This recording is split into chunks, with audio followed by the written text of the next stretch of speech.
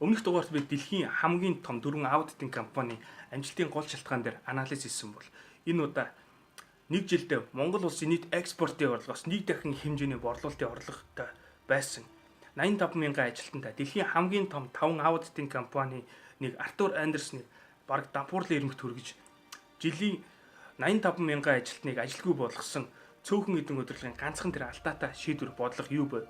Яагаад бараг 100 жилийн түүхтэй олон улсын үйл ажиллагаа явуулдаг тэр том нэр хүнтэй компаниг дампуурлын ирмэгт хүргэсэн бэ гэдэг дээр стратеги анализ хий. Артур Андерсны бараг дампуурлын ирмэгт хүргэсэн гол шалтгаан нь хамгийн том харилцагчийн шахалтаар хамгийн том харилцагч хамгийн том орлогын их үүсвэрүүдийн нэгийг алдахгүй тулд харилцагчийн санхүүгийн үнэн бод мэдээллийг нуун дарагдуулж санхүүгийн хуурамч хяналт хийсэн гэдэг. Тэр харилцагч нь бол цагтаа жилийн 130 тэрбум долларын орлого олж ирсэн буюу бараг 27 ширхэг Монгол улсыг нийлүүлсэн хэмжээний борлуулалтын орлогыг ганцхан жилийн дотор олдог байсан. Дэлхийн хамгийн өндөр орлоготой топ 500 компани 6 жагсаж байсан Америкийн эрчим хүчний Enron корпорац. Яагаад Enron корпорацийн удирдлагууд Артур Андерсон шахалт үзүүлэх болсон бэ гэхээр өндөр цалин урамшуул авахын тулд байсан.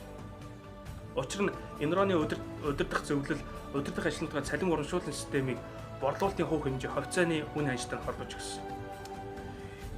Ийм учраас Enron-ы удирдлага компани урт удаан хугацааны өсөлт хөгжил дээр анхаарлаа хандуулахын оронд яаж энэ жил илүү хэмжээний борлуулалт хийж, яаж хувьцааныхаа үнийг өсгөж, яаж илүү хэмжээний цалин урамшуул авах вэ гэдэг дээр л анхаарлаа төвлөрүүлж эхэлсэн. Үр дүнд нь удирдах ажилтнууд нь хоорондоо тохиролцож няхлан бодох бүртгэлийн сул талуудыг ашиглан борлуулалтаа өссөн мэт харагдуулж их хэмжээний өндөр цалин авч байсан. Зөвхөн 1998 онд Enron-ы топ 200 ажилтных нь жилийн цалин урамшуул хувьцаанд 193 сая доллар зарцуулж байсан бол 2хан жилийн дотор 7.2 дахин өсөж 1.4 тэрбум Америк доллар болсон. Мэдж ирэх энэ булгаатай үйл ажиллагааг нь аудитын компани олж мэдээд хувьцаа эзэмшигчд мэдгч учраас 1993 оноос хойш Enron-ы аудитаар ажиллаж байсан Артур Андерсон шахалт үзүүлж хэрэв бидний өсөлт дээр хийхгүй байх юм бол танай компанид гэрээгээ зусаж та нарын өсөлтөгч болох Deloitte, Ernst & Young, KPMG зэрэг компаниудыг гэрээ байгуулсан шүү гэж тайлбарласан. Учир нь Артур Андерсон олон жилийн хугацаанд маш өндөр үнээр Enron санхүүгийн болон аудитын үйлчлэгээ үзүүлж байсан бөгөөд сүүлдээ бараг жилийн 100 сая долларын хүрсэн гэж Wall Street Journal 2002 онд бичсэн байдаг. Тийм учраас энэ их хэмжээний мөнгөг Артур Андерсны удирдлага алдахыг хүсээгүй учраас Enron-ы шахалтыг хүлээн авч Enron-ы санхүүгийн үнэн бот мэдээллийг нуун дарагдуулж Enron-ы санхүүгийн болон Enron-ы аудиттай холбоотой 30 мянган имэйлийг устгасан. Ингээд жил дунджаар эрчим хүчний салбарын өсөлт 2-3% байхад Enron-ы борлуулалтын өсөлт нь 1996-аас 2000 оны хооронд жил дунджаар 65%-аар өсөж хувьцааных нь 2001 он гэхэд оргил зэгтэй буюу $90 75 цент төрсөн. Гэвч харамсалтай нь 2000 оны нэг дунд үе гэхэд Enron-ы өрийн хэмжээ нэмэгдэж үйл ажиллагаа явуулах бэлэн мөнгөний хомсолд орсны улмаас Enron Артур Андерсны хооронд хийсэн ёс бус үйл ажиллагаа ил болж 2001 оны төгсгөл гэхэд үйл ажиллагаа санхүүжүүлэх бэлэн мөнгөгүй учраас 64 тэрбум долларын дампуурлаар Америк 2002 оны хүртэлх Америкийн түүхэнд хамгийн том компани дампуурлал бий болсон юм.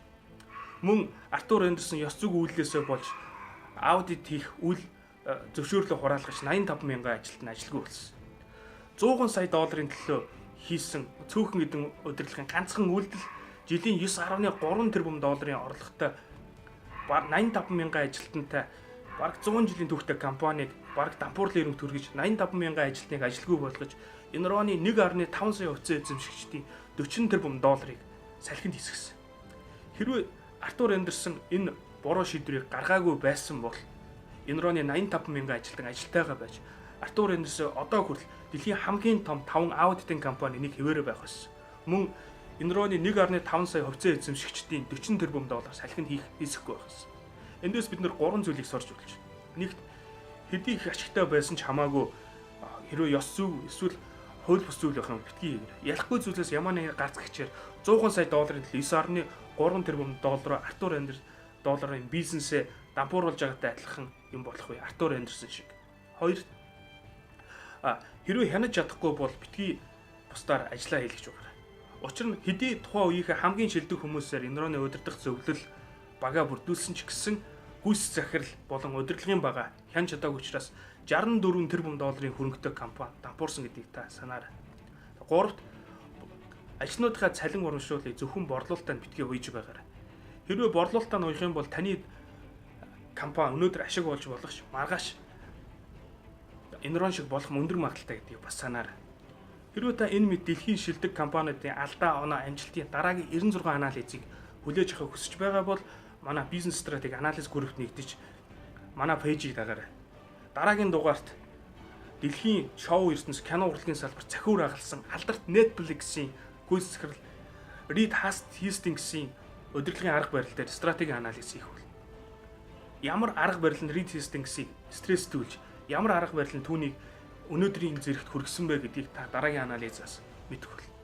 Хэрвээ энэхүү анализууд тань таалагдсан бол найзуудаа заавал түгээгээрэй. Бас шинэ оны баярын мэнд хүргэе. За ингээ бүгдээр хамтдаа өгч.